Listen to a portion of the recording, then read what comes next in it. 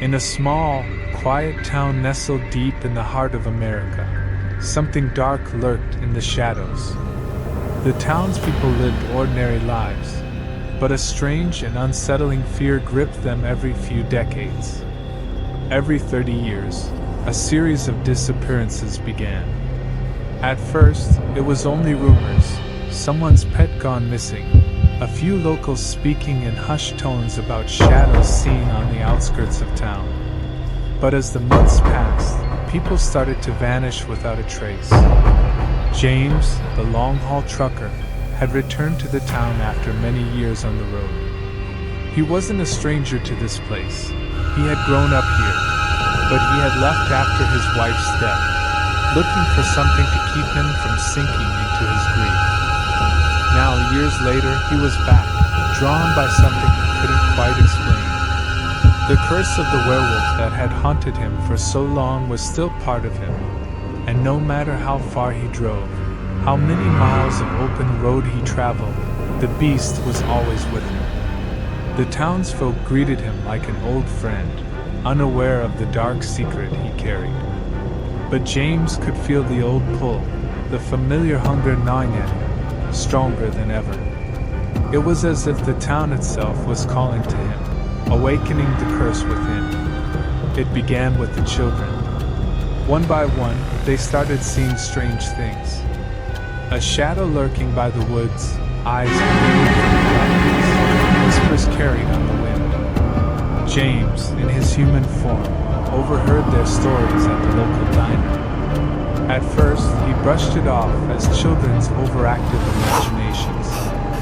After all, he had his own demons to deal with, literally. But soon, the stories became harder to ignore.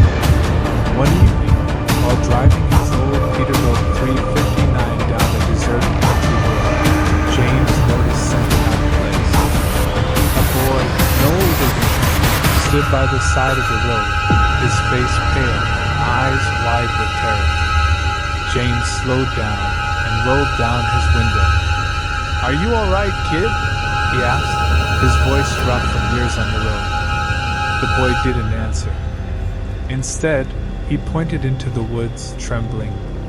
James followed the boy's gaze but saw nothing but thick trees and the growing shadows of dusk. His instincts screamed at him that something was wrong. "They're out there," the boy whispered finally, his voice barely audible over the wind. "It's watching us." Before James could respond, the boy darted off into the woods, disappearing into the underbrush. James cursed under his breath, parking his truck on the side of the road. Something wasn't right, and he felt the familiar stirring of the beast within him, sensing danger. Against his better judgment, James followed the boy's path into the woods. The air was thick with the scent of pine and earth, but there was something else, a metallic tang that set James on edge. His heart raced, and the beast inside him stirred, eager for the hunt. As he ventured deeper into the forest, the temperature seemed to drop, and an eerie silence fell over the woods.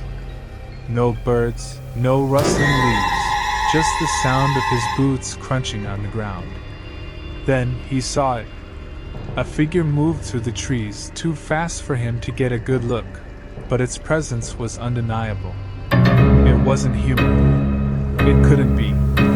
James froze, feeling his body start to shift, the beast awakening. His hands trembled, the familiar pain of transformation beginning as his muscles tensed and his senses sharpened.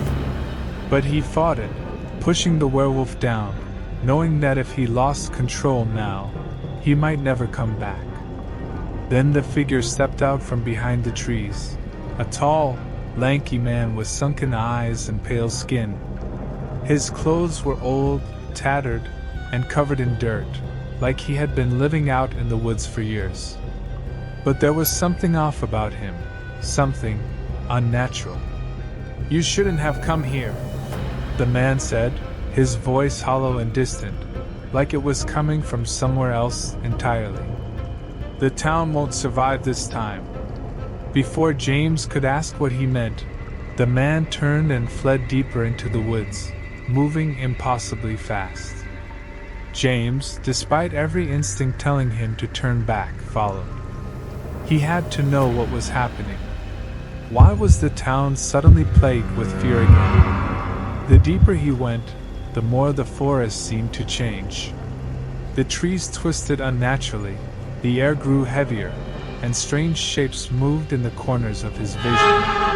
And then, he came upon a clearing. In the middle of it stood a massive stone, ancient and covered in strange symbols James didn't recognize. But what caught his attention was the figure standing in front of it. A woman, tall and shrouded in darkness, with long, wild hair and glowing red eyes. She smiled when she saw him, a smile that sent chills down his spine. "James," she said, her voice echoing through the clearing, "you've returned to the place where it all began." James felt his pulse quicken. "Who are you?" "I am what you've been running from all these years," she said. "I am the one who cursed you." James took a step back, his heart pounding in his chest. "Why? Why me?" The woman's smile widened.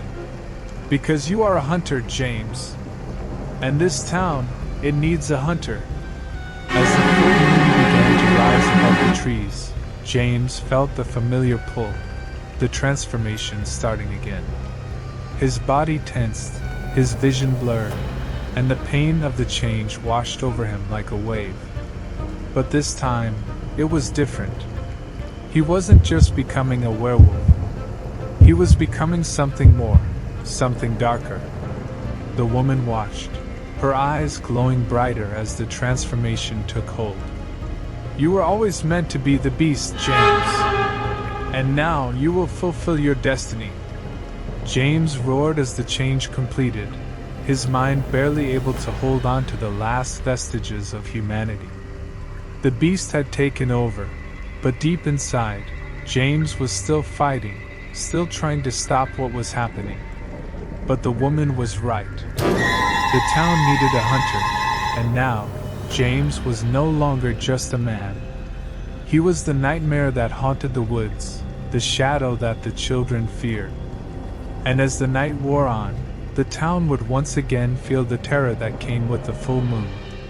James was no longer just a trucker. He was the monster that the town could never escape.